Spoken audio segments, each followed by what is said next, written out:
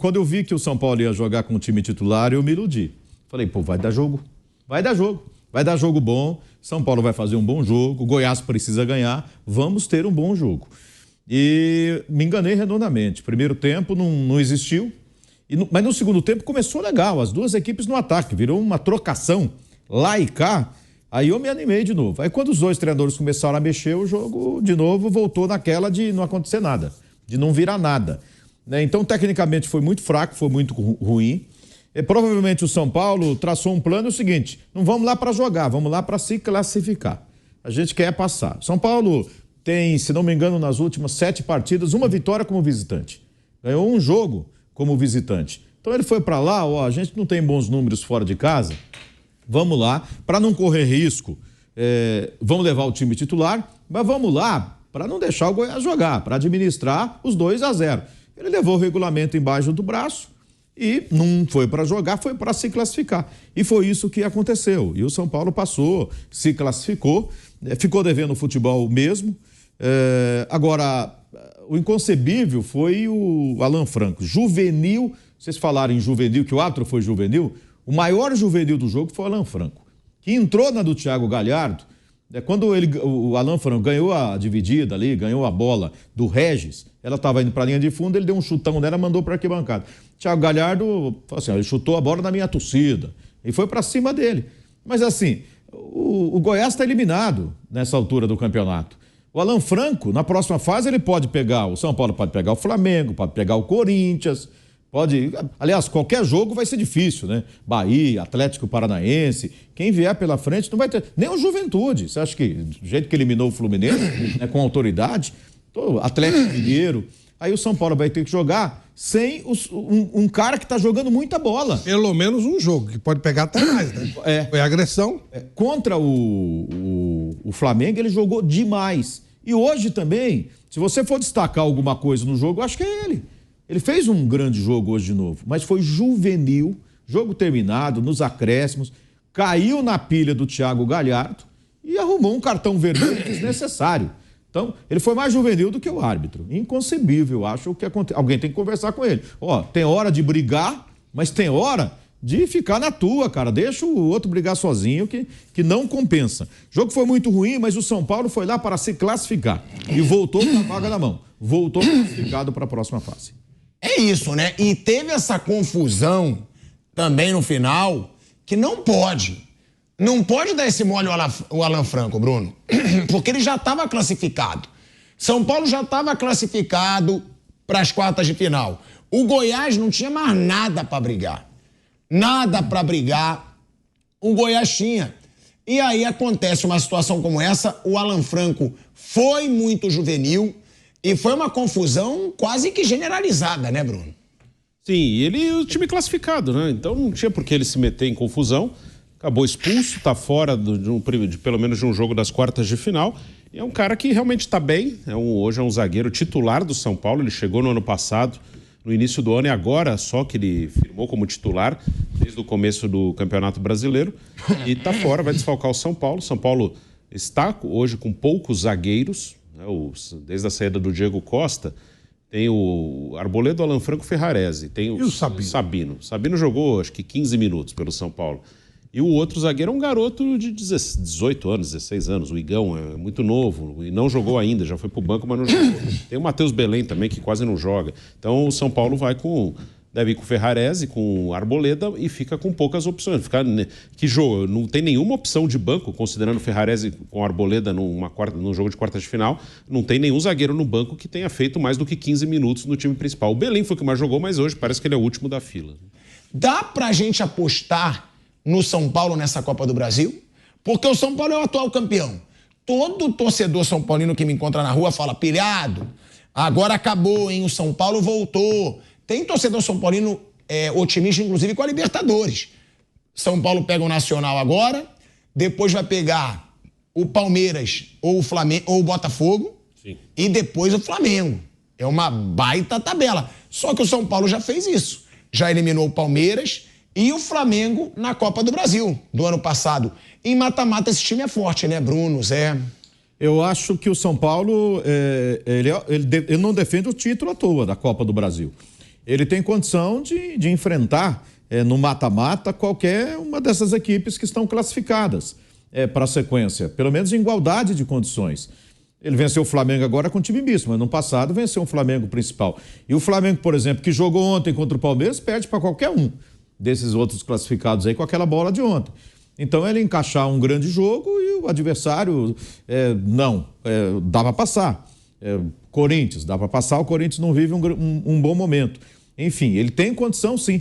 Ele briga de igualdade de condição, no mínimo, para ser campeão da Copa do Brasil. E de longe na Copa Libertadores da América também. Na próxima fase já, eu acho que ele é favorito contra a equipe do Nacional. Não quer dizer que já passou, tem que jogar, né? Mas se ele conseguir jogar o seu melhor, por exemplo, como jogou sábado passado contra o Flamengo, aquele nível de futebol, ele tem tudo para passar pelo Nacional e ir seguindo também na Copa Libertadores da América.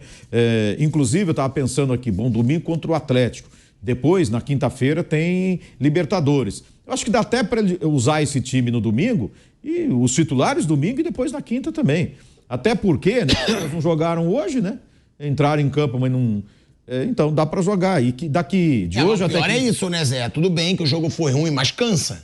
Né? É jogo de futebol, é jogo corrido, 90 minutos. Porque domingo eu poderia pensar em poupar por causa do jogo de quinta-feira. Mas de domingo a quinta tem um espaço bom, né? É fora de casa, é no Uruguai, mas dá para ele usar o time titular, pelo menos na minha avaliação. Não sei o que o São Paulo vai fazer, o que o Zubeldia vai fazer. Mas, respondendo a sua pergunta, para mim, ele entra para brigar pelo título, ele segue brigando pelo título da Copa do Brasil e pode ir longe, sim. Se tiver sorte nos cruzamentos aí na sequência, tal, e jogando bem, ele tem tudo para ir longe também na Copa Libertadores da América.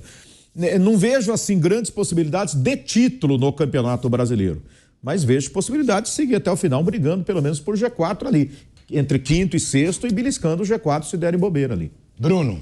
Acho que no mata-mata o São Paulo pode sim encarar os seus adversários, já fez isso. Depende de algumas circunstâncias, depende de estar com o seu time praticamente completo nos confrontos, não ter muito desfalque.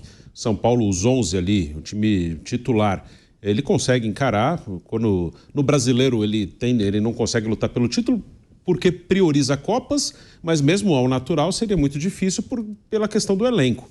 Mas o time do São Paulo titular, ele é um time que já encarou o Palmeiras algumas vezes, já encarou o Flamengo, pode encarar o Botafogo. Não acho que seja o favorito na Libertadores, por exemplo, mas acho que ele pode sim ganhar uma Libertadores. Não acho impossível. Não acho o time do São Paulo pior do que o Fluminense do ano passado.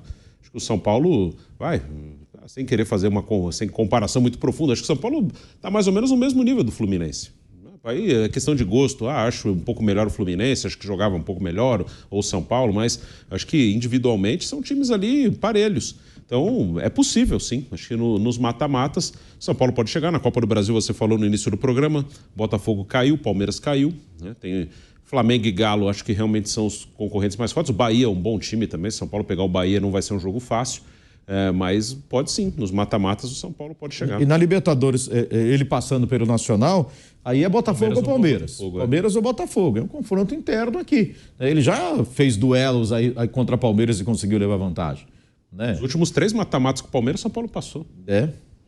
Botafogo aí a gente não sabe como é que vai ser, mas... E o Botafogo parece que montou um grande elenco, né? Tem um time muito forte, tem um elenco forte, né? Titulares, reservas, enfim, pode ter uma dificuldade, mas dá para encarar também, acho que qualquer um dos dois. É um São Paulo, né, que ele é muito competitivo hoje em dia. Competitivo o São Paulo é. São Paulo dá trabalho para qualquer time hoje em dia. Agora, é o que eu falo também, Flávio, eu vejo muito isso no Flamengo. Uma coisa é quando você joga o jogo grande, né? Aquele jogo que não foi o que eu vi ontem, né? O Flamengo jogou o jogo grande, mas não jogou nada. Mas eu já escutei até de um comentarista da Globo, que eu não vou falar nome também, porque é meu camarada e eu não sei se ele quer que eu diga, mas que ele já me falou assim, o jogador muitas vezes, ele entra contra o tesão no jogo. É verdade, é um jogo clássico. É um jogo de estadual contra um time pequeno. Não entra com o mesmo ânimo. Não mesmo. Então, mas você vê assim, porque não tem explicação. São Paulo jogou muito bem contra o Flamengo. Era o Flamengo reserva, pilhado. Que se dane. Era um Flamengo reserva que tinha Gabigol, Bruno Henrique, Léo Ortiz, Davi Luiz, Léo Pereira, Alan. Era um Flamengo forte. E o São Paulo atropelou o Flamengo. O Flamengo não fez nada no jogo no Morumbi. E aí no jogo de hoje, esse jogo chato, tinha o resultado e era com um adversário de pouco peso. Você acha que tem isso também? Cara, a gente já tá classificado. Vamos segurar, não vamos cansar, porque a gente, né, não precisa correr tanto, porque a gente tem um calendário. Você acha que isso tá... Não, o jogador fala isso, né? O jogador fala isso. Tem jogo que ele joga com mais vontade, tem jogo que ele joga com menos vontade. Mas o São Paulo... É o tal da mobilização, né? O São Paulo... E dá pra entender, né, gente? Vamos lá. Uma coisa é você fazer um programa hoje, depois de um jogo chato como esse, mas a gente tenta dar a vida. Tenta zoar o Flávio Prado. Outra coisa é fazer depois de um jogo decisivo de Libertadores, de um jogo emocionante. É humano. Agora, o problema é que não tá vindo emocionante, né? Todos os jogos eles estão conseguindo fazer chatos. Agora, o São Paulo, ao contrário, hoje até foi uma exceção. O São Paulo é um time, isso eu sempre falei aqui, não é um grande elenco, não é um grande time, mas ele é um time que se mobiliza sim. Isso vem do Rogério Ceni. Quando o Rogério Ceni pegou o time do Diniz era um time técnico e tal. Aí o Rogério pega o time, depois do Diniz não foi o Crespo. Foi o Crespo, Mas depois aí entra o Rogério. Quando o Rogério chega, o time do São Paulo, ele passa a ter uma pegada, uma força e tal, mesmo com limitações. Isso passou e, de novo, esse time mantém esse tipo de coisa. A coisa do Rogério. É coisa do Bahia Rogério. e Botafogo, por exemplo, ontem. Bahia se matou para poder Coisa passar. do Rogério. Nossa, muita e ainda, pegada. imagina, se tratando de São Paulo, eu imagino que o Rogério não deve ter feito. E é mais ou menos do mesmo grupo que tá aí. Então, esse time de São Paulo é um time que se mata, assim. Ele é um time que ele corre contra qualquer um, ele se mata. Não é um grande time, mas você não pode cobrar que os caras não se matam em campo. Isso não seria justo. Eles se matam em campo, sim. É um time muito brigador e essa questão da mobilização para o jogo grande, ele aparece em alguns momentos, né? Eu falo muito disso do São Paulo. O São Paulo em jogo grande, ele realmente é muito competitivo. Por isso que eu acho que ele pode sim ganhar uma Copa, até a Libertadores é possível. Um mata-mata nas quartas contra o Palmeiras ou Botafogo, vai ter uma mobilização enorme e o São Paulo é chato de ser batido. Onde às vezes se enrola é até em jogos, entre aspas, normais, porque é impossível ter uma mobilização em 60, 70 jogos no ano. Então é um time que às vezes se enrola, perde em casa pro Cuiabá, empata com o Juventude em Brasília. Hoje mesmo foi um 0-0, um jogo chato, que já tinha vantagem. Ano passado contra o Sport, quando talvez achassem que a classificação já estava garantida, porque fez 2-0 no Recife, fez 1-0 aqui, tomou 3 e quase se enrolou, ganhou nos pênaltis. Mas nos grandes jogos é um time que é muito forte, se mobiliza, briga muito e acaba dificultando para qualquer grande clube do país.